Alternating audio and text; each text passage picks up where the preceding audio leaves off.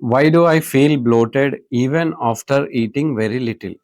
కొంచెం తీసుకున్నా గూడా ఎందుకు బ్లోటింగ్ లాగా అనిపిస్తుంది? ఫంక్షనల్ డిస్పెప్షియా అంటాము. దాని కారణంగా ఇలా అవుతది. అంటే మన స్టమక్ న్యాచురల్‌గానే నార్మల్ ఫుడ్స్‌కి ప్రాపర్‌గా అకామిడేట్ చేసుకోలేదు. స్మాల్ క్వాంటిటీ తీసుకున్నా గూడా. లేదా ఆ గట్ లైనింగ్ ఏదైతే ఉందో అది సెన్సిటివ్‌గా ఉంటది. నార్మల్ ఫుడ్స్‌కి అండ్ స్మాల్ క్వాంటిటీ ఫుడ్స్‌కి గూడా. దీనివల్ల ఇలాంటి ప్రాబ్లమ్ వస్తది. దీన్ని ఫంక్షనల్ డిస్పెప్షియా అంటాం.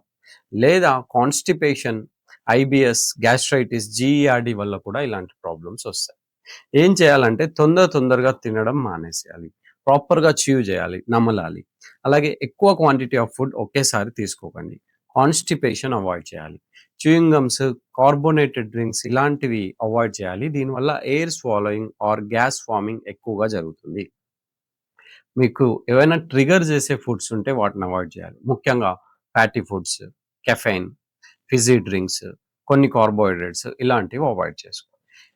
ఎక్కువ రెస్ట్రిక్టివ్ డైట్స్ చేయాల్సిన అవసరం లేదు. And too much of antacids, PPIs ఇవి వాడడం తగ్గించి, అసలు ఎందుకు జరుగుతుంది అనే రూట్ కాజ్ తెలుసుకోవడం చాలా ఇంపార్టెంట్.